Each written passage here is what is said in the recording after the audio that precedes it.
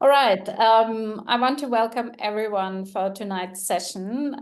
We are exploring actually how to turn renovation choices into climate solutions and being actually an active part on our decarbonizing roadmap, but also considering, on a personal level, what you can do and how you can really be a significant contributor to the solution. So before we welcome everyone, I just also want to do a quick acknowledgement of country. So in the spirit of reconciliation, Evitat acknowledges the traditional custodians of country throughout Australia and their connections to land, sea, and community.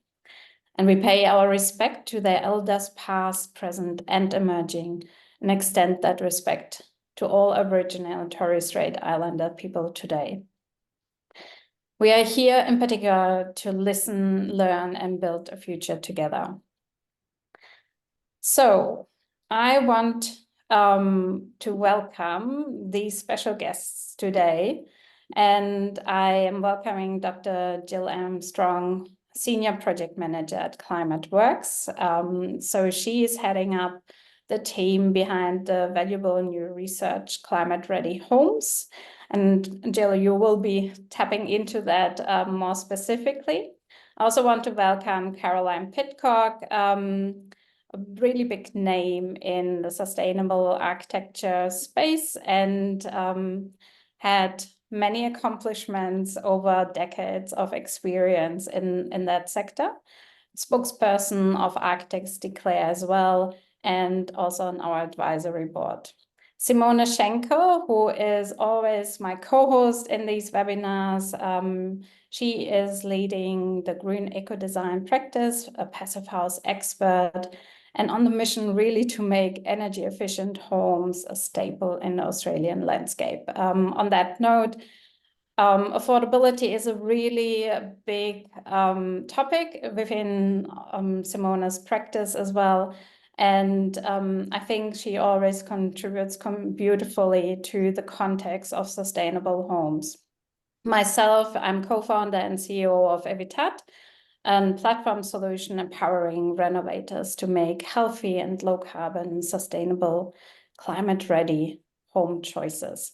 So, and then I also want to welcome Daniel, who is basically our helping hand in the back. He will be managing questions, also a couple of polls and so on. So he's basically, pulling everything together in the back. So on that note, we have a quick poll. And I just keep moving here. So I hand over to Jill to introduce yourself, and then I give you also, Caroline, a little bit of the same opportunity. Yeah, hi, thanks, Sonia. I'm Gill Armstrong.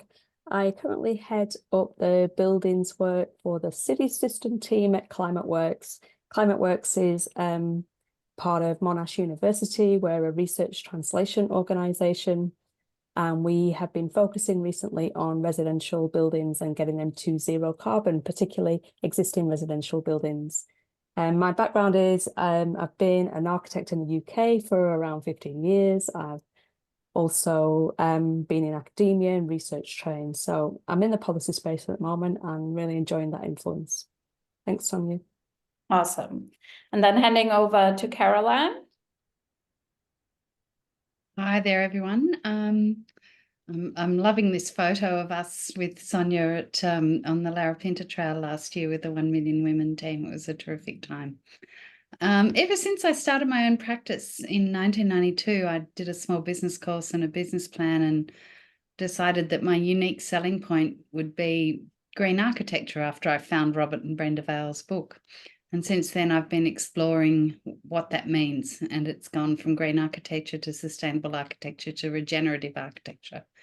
And along the way, I've taught and I've been taught. I've been involved in a number of different committees where I've met amazing people and sort of enriched my ideas and extended my understanding And in beginning of 2018, I transitioned from having a practice with staff and an office to just being sole practitioner of me, because I felt it was really time to focus on how to really advocate for and make a difference in climate change. So here I am. Awesome. Simona, I will hand over a little bit to you to run our questions to everyone. So feel free to make a start. Wonderful. Yeah. Thanks so much, everyone, again. Yeah, and especially Jill and Caroline. I'm really looking forward to this today. Because you have such a wealth of knowledge that, it's amazing to tap into. And I think it's always important to show people, how it all works in reality. There's always a lot of talk about it, and everyone says, we need to renovate, or we need to do better, but why, or how does it work, and how can it be done? So yeah, really looking forward to it. So let's just jump into some questions. To kick off, could you both please share with us your vision for the future of Australian homes? What needs to change, and why is renovation so important for the planet and our social fabric? Who wants to make a start? I'll jump in if you like. Perfect. It's kind of critical. It really is a life and death situation, which sounds a bit over the top, but it actually isn't. But the great thing is that we have agency. We have the ability to make change through every single choice we make, and by sort of focusing on how do we make better homes and make better choices in that, we can not only create better places for our families to gather together and assemble, but we can enrich the whole ecosystem within which we exist as well. I mean, that's what regenerative design is. It's not an ego, self-centered focus. It's about understanding that we all live in systems, and that as if we enrich the entire system, we will all thrive together. And I just think that that carbon is a sort of a very loud and dominant thing at the moment, but there's many other aspects of how and where we live that need attention. So wonderful. Yeah. Jill? I guess my vision is looking at mitigating and adapting to climate change. Every ton of carbon that we can save now is worth far more than the tons of carbon saved in the future in 2, 3, 5 years. And we need to get our emissions down and our carbon footprints down as soon as we can, if we're in a chance of hitting that 1.5 scenario, which is the best case of limiting down the adaptation that's needed. And the passion really for me is that we've got all these buildings, they're all still standing. They will be standing in 2050, and we need to adapt them quickly. We don't want to solve this problem by building brand new. We can't solve that problem. We've got 11 million households to adapt. And if we adapt early and go hard, then we've got that biggest chance of saving. So addressing existing homes and our emissions, getting them energy efficient and more comfortable is a big passion of mine. Awesome. This is absolutely, I just want to really basically give a little bit of context as well, why this is so important, what Caroline and Jill were even stating here. The decision we make around these, for example, home renovations, or even when we build new, are quite essential actually to the future. They are a big part also of our current problems around, for example, climate change. There is a lot emissions going into accounted for, which come actually from construction and the way how we build. And in particular with the lens of renovation, there's a really blurry part. Like when we are looking at the spending in Australia, we had the $15 billion spending 21, which is which was basically at the peak of pandemic, with some significant contributions from federal government. But I think there's an opportunity, the same way how we have learned, for example, to make more conscious decision around finance, maybe to shift and be more conscious how to invest money. That's the same actually when it comes to homes and our entire decision making, for example, around renovations. So there's a huge opportunity. But when we come to that point, I would really like maybe to pull even the whole conversation into what is actually the meaning of home and how it gets framed even within the context of the Australian dream. So I've captured that a little bit in a previous presentation. The Australian dream is basically the belief that Australia home ownership can lead to a better life, and is really a substantial expression of the security and the success of a family, of a life achievement. So it is really embedded in the thinking around the place where we can thrive and create memories with our family, where we can be and feel protected. So I want to bring really that lens back because it beautifully connects to the way how we should think about our homes.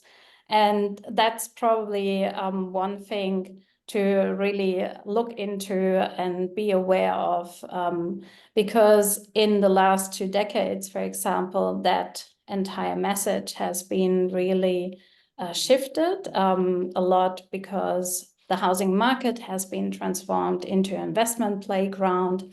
And often enough, these decisions are now connected with resale value, but they come at tremendous costs.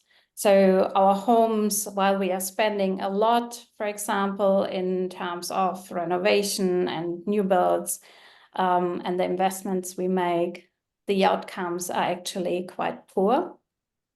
And that significantly contributes also to our broader problem, for example, around climate change. And it's connected in the sense to everything we do. And I've also looked a little bit deeper, actually, what that Australian dream looks like now. And in the last 15 years, for example, the size of homes here in Australia have significantly increased. And with that, also the consumptions of materials and the costs. So Australia is now leading basically worldwide the size. Even we're building and renovating even bigger than the US. The preference for cosmetic features, for example, instead of quality values, that's another embedded issue in that approach and thinking. And our existing housing stock is one of the lowest in terms of energy efficiency standard across developed nations. And the increase in private debt is one of the highest ever. So with that, we're exploring today really the opportunities, what it means actually to maybe have a slightly different view on how can I actually renovate, how can I, even if I'm considering maybe to build new, make more conscious choices, and having actually better outcomes for myself, for my family, but also for the greater good of society, of the legacy we are leaving with these homes, like in a 10 years time, 20 years time. And we might face actually a fair bit of challenges in the context of climate change and the increasing patterns of certain events we are already seeing. So, Simona, I give it back to you. No, all good. One thing what I wanted to say, that you said about the cosmetic features, I found it always so interesting here in Australia when you look at real estate images and photos. The houses look amazing. You have the most beautiful kitchen in it. It looks like out of a magazine. It's professionally styled and whatnot. But then you go into these houses and they're shit. I'm sorry to use this language, but they perform horribly. You most of the time you spend way over $1 million. Sometimes you spend even 2 or 3 million, and the houses are horrible. You will freeze to death in summer, and you will be freeze to death in winter, and cooked in summer, and no one even cares about it, or no one is even even educated enough. They're rather worried, you know, about the Caesar stone benchtop. Okay, that might change now that the rules, that the laws have changed. But, you know, they're more worried about the look of the kitchen or having a pool. And if it's about energy efficiency, it's always, what's the payback time? What's the payback time? But no one really asked, what's the payback time for my Caesar stone benchtop or something? So I think there just needs to be a general mind shift, that it's not just about the pling, that it's about how the houses feel and make us feel, and how healthy they are. And obviously there is the, you know, the carbon. But if we reduce the carbon, there's also the nice side effect that the houses actually need much less energy to cool and heat. So you have more money in your pocket or spend less on bills, and you actually feel better, and you might not be sick as often. So, you know, there are great side effects about it. And I think we just have to start to shift the mindset in people, that it's not just about the pling, that we need actually homes that are fit for purpose. You know, I'm not even talking, even though I'm a huge passive house fan, not every house needs to be a passive house, but every house should be fit for purpose. And that means it should stay warm in winter and cool in summer. And I think that's where we need to get to.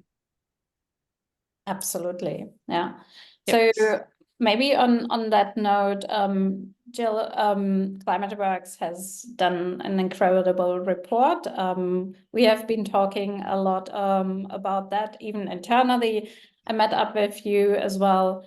And maybe you can give us a little bit of a run through what that means and what are the key takeouts of it. Yeah, sure. I've been working on the Renovation Pathways project for the last 18 months, and the big kind of push for this work was to understand what the Australian housing stock looks like at a national level. We know our own homes, what that looks like, but we don't have that good picture. There's no clear data coming out of either financial sector, government sector. So we worked hard with CSIRO and our policy economic advisors, SPR, to try and fill some of that knowledge gap. And we looked at Australian homes from a national perspective. So we know a couple of things from the research. We know that many of our homes were built before the introduction of minimum energy performance standards. We know that homes across Australia contribute to more than 10% of Australia's carbon emissions. Together, we know that these homes are really super leaky. We know that they're performing around approximately 1.8 NatHERS stars, which is very low performance. And we know that the most vulnerable people are living in some of these homes, the worst performing. So we got two pieces of information out there and into the hands of government. And those two main reports are to try and catalyse the policy conditions to support people to doing renovations. If we head to the next slide, the first one was a knowledge piece. We're hoping to get our definition of what zero carbon home is, or zero carbon building, into regulations for minimum standards. So around NCC, we know that the forms optimize. We know that if it's a good thermal shell and the buildings have low embodied energy and they're all electric, we know we're heading really close to zero carbon. Now we know for existing homes, it's not possible to change the form often. There's not the budget for that. So we're really focusing on the thermal shell and the electrification of appliances and getting efficiency through that way to make your homes feel comfortable in winter and, as you said, an oasis in summer. If we head to the next, then this piece of research was undertaken to look at what the housing stock is and then how we can get the most prevalent types of homes to be in zero carbon as cost effectively as possible. And we launched a report on the 6th of December, which was the Built Environment Day at COP last year. And we launched that to coincide. We launched this report with Minister McAllister in Parliament House in Canberra. So we're hoping that it's going to have some big impacts in terms of getting policy in place to support people. Yeah, and next slide. So what we did through the research was we analysed the building stock, and then we identified 16 archetypes that were really prevalent across Australia. What we did was then identify 3 ways of getting your home to zero carbon. One we call them quick fix. So it's really quick DIY measures that you can make, plus a huge solar panel array on your rooftop. And then we had a look at modest, which was a bit more upgrading your home if you're doing wider renovations, using the most of those trades that are on site, with a smaller solar panel system to offset the residual energy demand. And then we've got climate ready, which is the most robust. And through the research, we'll show that this is the one that has the biggest impact in reducing your emissions. This is the one that creates the most amount of comfort, and we know comfort is connected to reducing cardio events, reducing asthma, reducing health impacts. So we're advocating for as many homes to be made climate ready as soon as possible. So the biggest piece I think from our stakeholders that we've been told is actually being able to picture what the housing stock is on a national level and what the clear opportunities are. So we know from analysis of a really large data sample that CSIRO hold for the Australian Housing Portal, we know that 48% of our housing stock are detached houses with lightweight walls, so things like brick veneer, timber cladding, render. We know they've got framed roofs, and we know that they've got either concrete slab floors, so solid floors, or suspended timber floors. So that's quite a lot of the housing stock that sits in what we're classing as house archetype 1 and 2, which you can see here on the screen pictured. These are examples of those typical archetypes. And you can see on the bar chart just how much of the housing stock is covered by those two archetypes, all the way across each state and territory at the national level. We also looked at housing, single detached dwellings, but also townhouses and apartments, and looked at the different types of archetypes. So the housing upgrades, really the big finding is that they are cost effective. They will save huge bill savings, but there are also, outside of this report, outside of the scope, big health savings to be made as well. But if we just keep it just to bill savings for real robust analysis, then we can see that for apartments, houses and townhouses, so buildings of 2 or more stories, then we can see the kinds of different bill savings on an annual basis from those upgrade measures. So we've got quick fixes in the orange, modest is in the blue, and our climate ready is in the green. And the upgrades that we have are detailed in the report, but essentially the things around thermal shell, which is this little icon of the house in the corner here, left-hand corner, upgrade of the house plus electrification of the space conditioning, so that's your heating and cooling, plus electrification of all your other appliances. So these bill savings are when you've upgraded the thermal shell and electrified all your appliances in there. And we've got a range of from between just over $1,000 right up to 2.2 thousand per year being made. So we also looked at why thermal shells were really critical, or there's a lot of focus at the moment on if you just put solar on your rooftop, if you just electrify, swap out your appliances and electrify them, then that will be enough. And what we showed was the balance of really that you're going to get the biggest savings in terms of the bill savings and in terms of comfort, comfort upgrade through the thermal shell. So we did some analysis to show people why thermal shell is so important. At the moment, the focus is just on appliances and electrification, but we're starting to hear people shifting, wanting to spend more of their budget to make sure they don't have to put the aircon on or heating on in the first place. So from the analysis we've got the blue shading on the bar chart shows the thermal and the space conditioning, so heating and cooling upgrades, and then the yellow are the other appliances on top, so full electrification.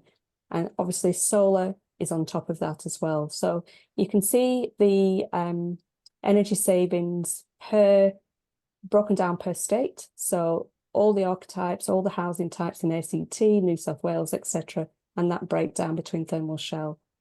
And what we're trying to do is to shift the dial and advocate for your actual building being upgraded, not just the appliances with a 15-year life. We're talking about the actual building shell, so it doesn't overheat in the first place. And that's really important for policymakers, because often we're targeting vulnerable households who haven't got the bill money to put that air conditioning on. But for general upgrades, this is the mix that you'll get from your savings if you upgrade thermal shell versus appliances. Yeah, that's Gill. Thank you for walking us through. And I will leave this last slide actually, because you can also tell about your story and your roadmap actually to electrify your home. On that note, I just want to say one thing. I really appreciate the approach actually to include the thermal shell of a home into the thinking and into the research, because it is so significant actually contributing to be less at risk or vulnerable actually. For example, if we go through blackouts and you have actually no access to electricity for, and I'm not talking about, 10 minutes. So certain areas experiencing already significant events where you have no electricity maybe for half a day. And with the increase of these patterns, things can happen, unforeseen periods of times where we don't have access. So knowing actually that at maybe 35 degrees or 40 degrees, you have actually still a fit for purpose home, a home which will keep you safe to some degree, which won't overheat, is quite significant. And particular if in general, it is unbearable actually if a home heats up in a 30 degrees. But if you have, for example, a good performing envelope, it is incredibly reducing actually that heat load as well. So it's a really important part to consider. And I think in many areas, in particular this summer, except maybe for Victoria, a lot of people have experienced, prolonged periods of quite some heat waves. And I know that we are always experiencing these extremes in Australia, across the country, with many scenarios. And I think it's a really important part of decision making when you are putting budgets, for example, to home improvement. So Gill, your own journey, maybe tell us a little bit where you are in that journey. Yeah, so I am in a 2017 townhouse, 3-story house. So I'm pretty energy efficient because I'm at least 6 stars. And what my biggest issue is, it's not the thermal shell because that's pretty good. It's stuff full of insulation. My issue is the gas appliances. I've just removed the gas inside, so put in an induction hob. But my biggest problem now is that I've got a gas boosted solar hot water system and it's on the roof and it might need a crane to get it down. Oh. Okay. So maybe, Simona, do you want maybe to throw in that question, the next one? Yeah, let me see. We jumped a little bit ahead with some of the Yes. questions. But maybe what we haven't talked about is, we talked a lot about net zero and what we can do to get to net zero. But maybe what can we actually do to get our renovations net positive? I think we haven't spoken about that yet. What other options we have, and that might actually be even good for you, Caroline. How can you actually do more? How can you give back rather than just to reduce? Okay, thank you. In actual fact, I'm developing a definition of what is good design for the Institute of Architects at the moment. And after a very long and circuitous route, we're currently focusing on this idea of handprints of good design, trying to shift the focus away from footprints, which we try to minimize because they're the negative things we do, to the handprints, which are the good things we do. And they're questions and also sort of working, I suppose, with the idea of oral cultures, that if you've got 5 fingers and you can remember 5 things more easily, each with 3 knuckles, which you can extend that memory on. But and so the first one is, how does your project bring the story of place to life? How does it actually understand where you are and sort of enable the place to thrive? How do you sort of work with the materials? How do you enhance connections and other things? And how do you contribute to the watershed? The second one is, how do you celebrate resourcefulness, which I think is a real focus we need to shift. And that includes, how do we achieve net zero in a life cycle? How do we use lean design, and how do we balance cost and value? The third one is, how do we enable communities to thrive, which I think is an essential part of any good design. How do we improve health and well-being? How do we make things more equitable and affordable to more people? And how do we empower communities to realise potential? The fourth one is, how do we foster long now approaches of good ancestors, which is, stop thinking short term and start thinking really long term, which absolutely includes valuing our current resources and people, and stop saying, I saw some questions saying, why don't we just knock down and rebuild? And that kind of assumes no value in the building that is. And that has been the case for so long, but there is value. And I have just been doing an embodied carbon course, and this beautiful friend of mine said, Caroline, I think what embodied carbon is actually embodied culture. And there's so much of our culture that is embedded in the buildings that we build, that retaining them and restoring them and caring for them is a good thing. And finally, the final thing is, how do our projects inspire and enable capacity and agency? Because we can do that. So to me, that's what we've got to go beyond just carbon. We've got to go beyond things, because together it's a strong and great thing, and focusing only on one thing can lead to obtuse results. It's like problem solving rather than system understanding and working with the systems. And what you said there as well, Caroline, a community I find so important. And I think here in Australia, there is such an obsession with privacy. It's always, you're so concerned, or most people are so concerned that you could look into their backyard and their front yard, and people just shut themselves off with all those massive fences. And it has created a society with loneliness. More people are lonely than ever.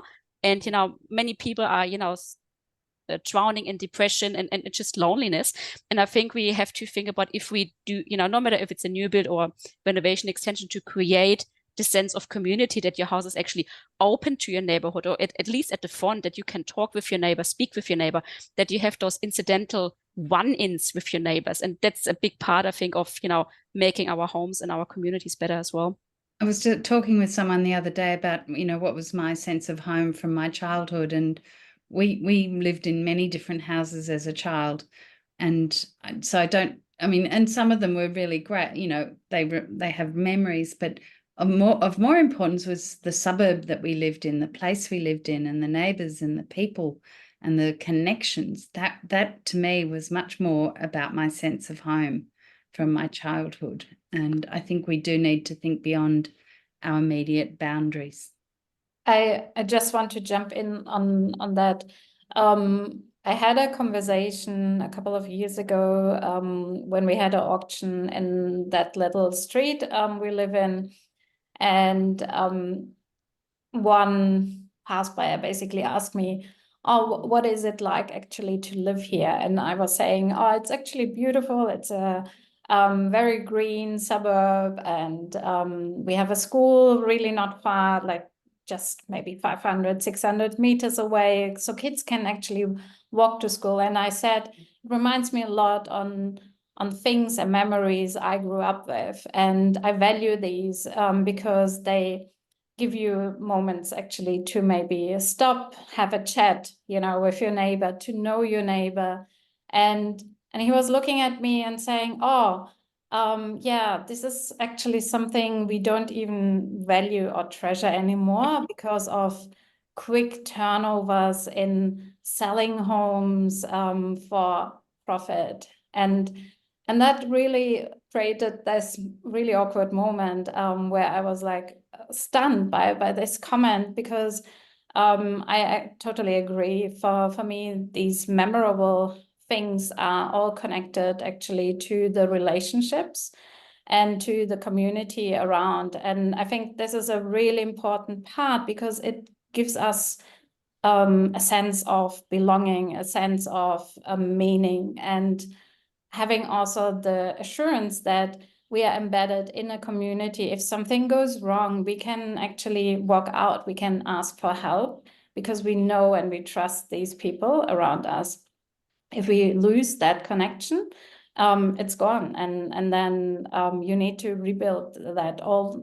And I wonder to some degree sometimes, if even some health and mental health issues are directly connected to this loss of connection. And I can only encourage actually to build that up as much as possible, because it gives a lot of freedom in a sense of belonging and being part of something. So Caroline, you have also prepared a couple of really great projects. So these are projects from a number of years ago, but this one was a house in Paddington, the Howard Ebel residence, and it was very much a Sydney school, which is sort of raw brickwork and timber and other things.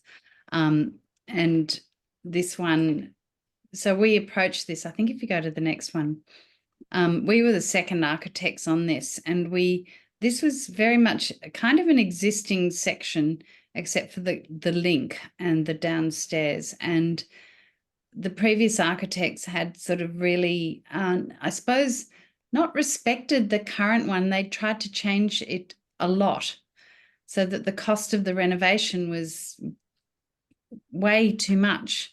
So the clients came to us and said, how come? And I said, well, let's just start with working with what we've got, really respecting what we've got, and kind of impacting on a few places where it needed to be. So if you go to the next one, so the sort of, if you look down here, that there are new timber walls. So we couldn't really insulate the double brick walls, but where the new timber walls, where we rebuilt them and properly insulated them, we re-insulated the ceiling. All the new glazing was double glazed to really make it perform well. The materials were the heroes of the house and really allowed to sing so that we could dematerialize it. The little seat in that lounge, that dining area, was made from timber and other things that were salvaged from the things that were removed. And it was all about kind of really connecting from inside to outside, respecting the existing and improving what was there, and of course totally electrifying everything and doing that. So then this one was my own house in Millers Point, and I see that our builder for this is on the line. So hello, Darren. And this kind of shows you that even with a state heritage listed house, you can do a lot of good things and make it work better. And part of this was trying to seal up the gap so it was less leaky, insulating where in the roof where we could. There wasn't a lot, but terrace houses are pretty good because you've got walls that insulate. The windows and doors, we used magnetite to improve their thermal and acoustic performance, which was quite transformative.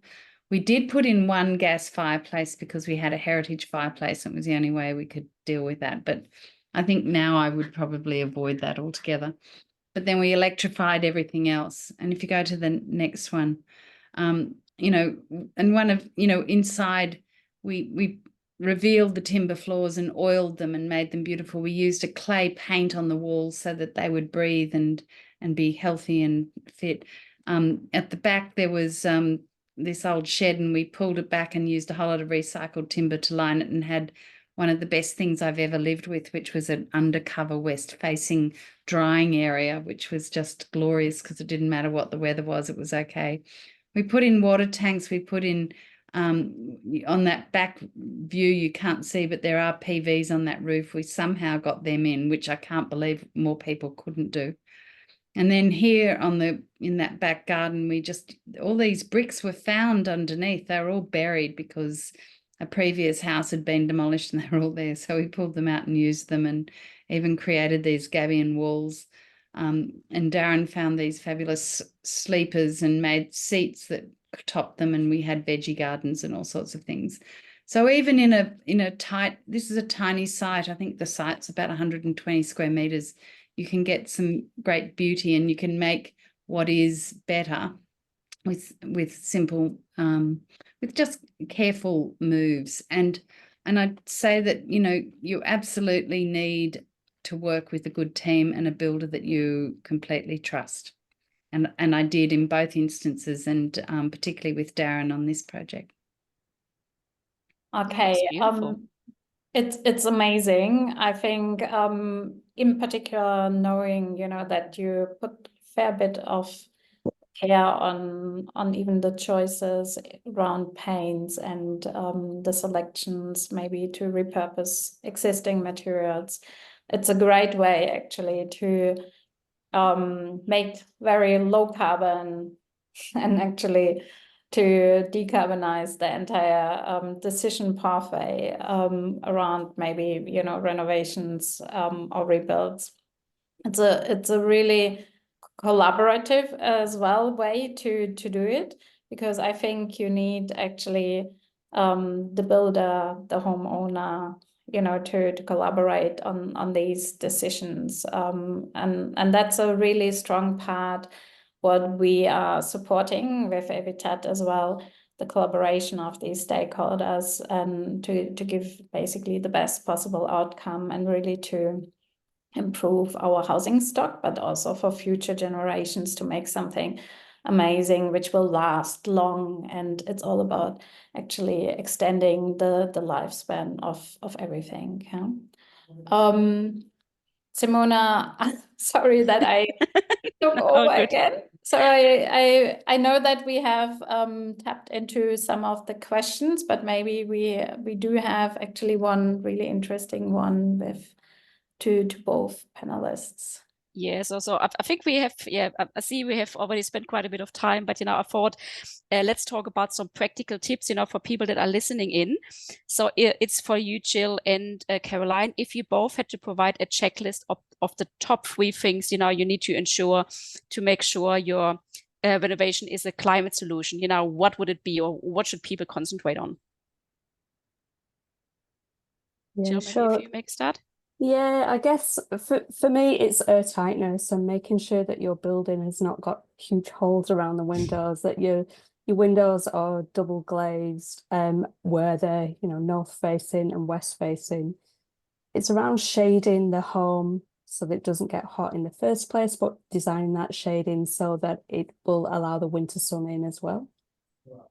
I guess around airtightness and insulation. The other component is just get off gas. It's the biggest component that you can do. Get off gas. It will help the indoor air quality. Why do you want to pump formaldehyde into your space that you want to sit and relax and eat? Yeah. Definitely. Nice and easy. It doesn't have to be hard. Caroline, what would you say? Something to add? So you're still muted. Definitely say get off gas, but I also think just we don't need so much space. We need better quality, smaller space. So don't concentrate on expanding, but concentrate on working with what you've got and improving it. And I think that sometimes there's a sense that maybe you need a sort of a space that you can close down. I mean, doors are great. Doors save families, you know, because you can shut them down, you can get acoustic and you can get thermal isolation, and they're really important. So I think that some of the older houses that have those doors are just really are great. And I just think that it's about sort of, rather than saying trying to make things do what they can't do, actually work with things to do what they can do and help them do it better. It's like people, don't make them be who they're not. Just help them be the best they can, in a sense. That's amazing. And I always wonder, so when I started in Australia, I was working for a developer, and we talked with so many people just initial stages, which was quite a good learning curve, but everyone came and said we need 5 bedrooms. And when I then asked, yeah, why do you need 5 bedrooms? And I would say maybe 10% of the people actually needed 5 bedrooms because they had that amount of children or whatever relatives. But most of the people said we only need 2 or 3, but for resale purpose. And so really, I think 70 or 80% of the people just needed 5 bedrooms for resale purpose. So I think we have to get that thinking out of our mind that actually we need 5 bedrooms for resale purpose because most people don't need them.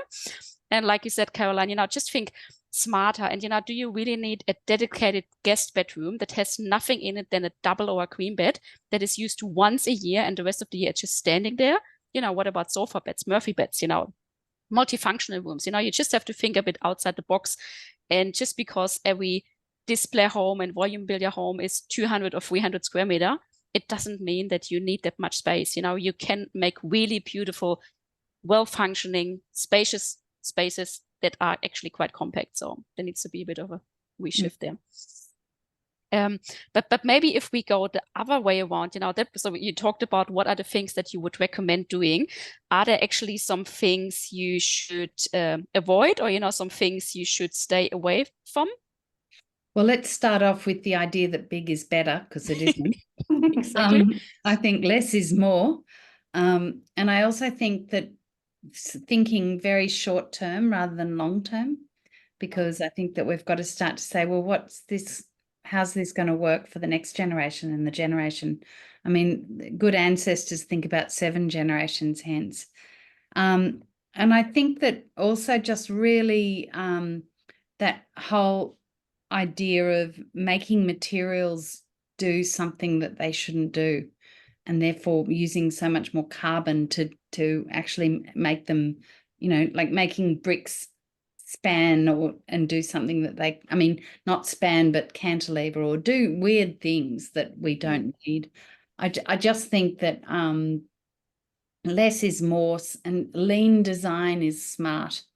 And stop trying to do the reverse, and stop trying to cover up. Like if you are going to use concrete and you've got a really good concrete slab, then don't cover it up with carpet, in the living room and take away the thermal benefits of it. Maybe have a few rugs that you can use, but I just sort of think, understand what you're working with and let it sing, help it sing. That's actually interesting comment. So that was something that really confused me when I got to Australia. So when I studied architecture, there were no fake posts or beams or something. If you had exposed beams or posts in a structure, it was because they were needed for the structure, for the building. And it kind of got in common practice, especially when you go to commercial buildings or bigger scale buildings, that there are just posts and beams and stuff everywhere just to make it look fancy. Which is such a waste in itself, but yeah, it's sold as great architecture, and I often wonder, is it really that great if you just put in things that are not needed? So it's just going down a bit of a rabbit hole.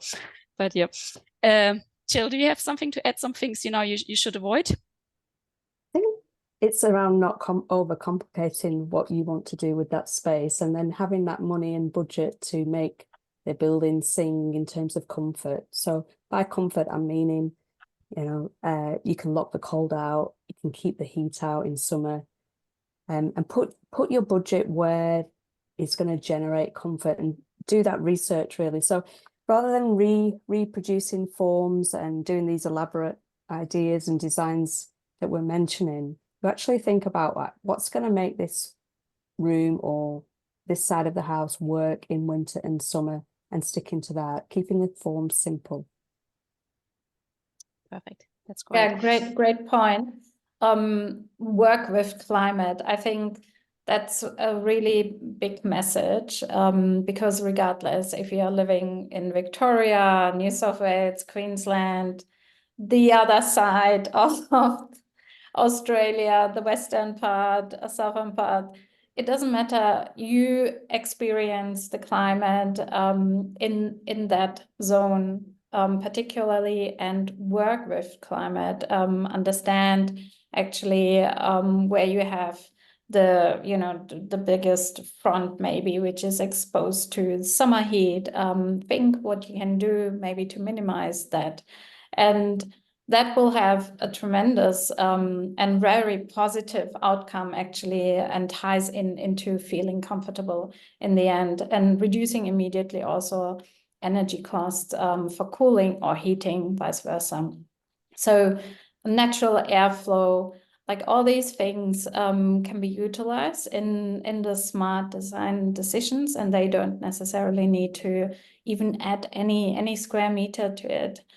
Sometimes small, little amendments, little changes to the layout, maybe do amazing things. So work with someone who is experienced and can really utilize the existing space to the best possible outcomes. I think we have seen many good examples as well in the space, in particular with professionals who are thinking really deeply how to decarbonize these pathways actually and renovation choices. And I think there are great examples already out there to take inspiration. And it definitely doesn't mean big. Not going big means also affordable, because it will reduce a lot of cost in the first place, actually, adding all these additional material choices and really making smart decisions. So I think climate and the size is a really big win to get you actually in a renovation which is on budget and affordable and doesn't necessarily create a really huge home which needs a lot of energy then down the track as well. Mm. That's great. And I realize I think we might not be able to get through all the questions, but Gill, is there something else you maybe can tell us a bit more about the research work that you've done, or I think what it's called with the renovation wave in Australia, where that is heading, or, how we can accelerate it a bit? Yeah, so the renovation wave is aimed at all kinds of households. We know we want an equitable renovation wave. We want everyone from in community and social housing right up to homes that perhaps have the highest emissions, which are the people with the highest amount of disposable energy. You can just flick on the aircon and not worry about it. So we want renovations to happen to all kinds of different buildings. And our research is there to build the evidence case, to ask government to go further, go harder, go faster, to support people in doing renovations, and give that clear pathway, really, of how you get an existing home to zero carbon. If you speak to your average builder, they're going to tell you, oh, it's too hard, you don't want to do that. But our research shows that you can get existing homes to zero carbon through 3 cost-effective pathways and renovate your home for the climate that you're in. Yeah, that's amazing. It doesn't have to be the Understanding orientation is a really good thing to start with, and how to work with that and landscape, because I think they're kind of gifts that you can, when you understand, they can really bring huge benefits to your home. Yeah. And I think that's a good point. If someone wants to do a renovation extension, it's really important that, you either do the research about it yourself, that you understand the basics of passive solar design and how to optimize your house, and that you get people work with you, designers, architect, builders that know about this topic. Because I still find it so disheartening if, with our practice, we design something and we document something, and then clients go to a builder and the builder says, oh, no, you don't need that much insulation. And, the gas hot water is much, much cheaper. And then you just think, oh my God, how. So I think, there needs to be a lot of education in the construction sector for everyone involved. But, in the first place, as a consumer, you have to do your research and you have to know what to ask for, because people might put you some blocks in the way. Great. So on that note, I just want to use also the opportunity maybe to inform a little bit how Evitat actually helps in that journey.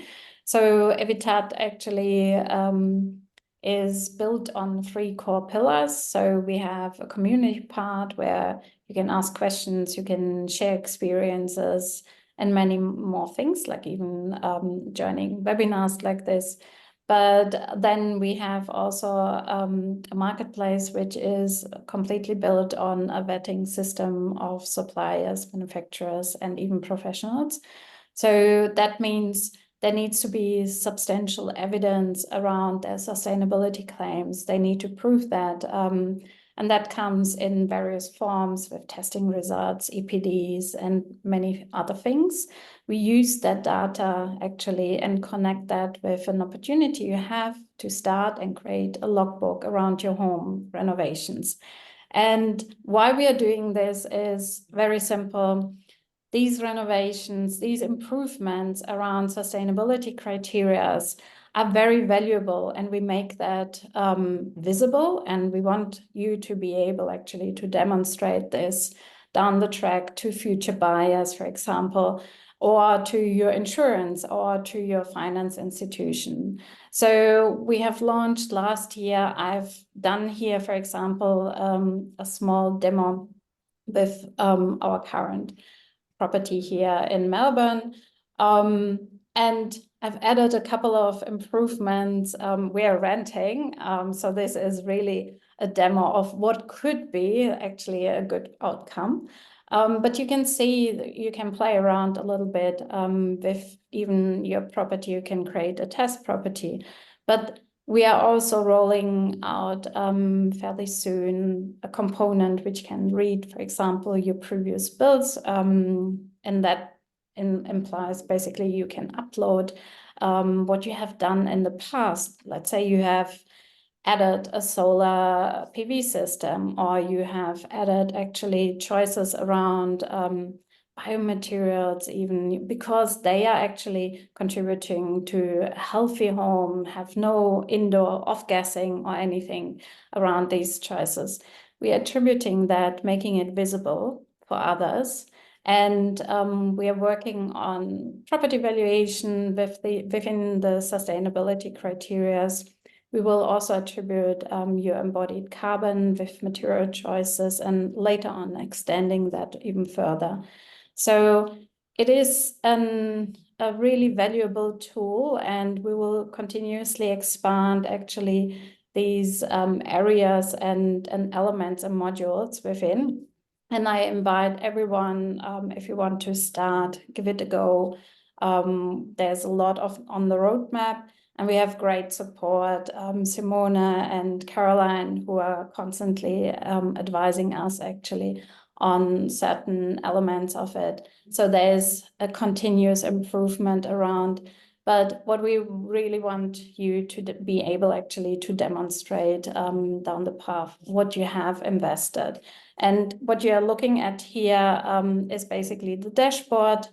And you can see here, for example, all the elements of locked home improvements and how they actually then contribute to an impact meter.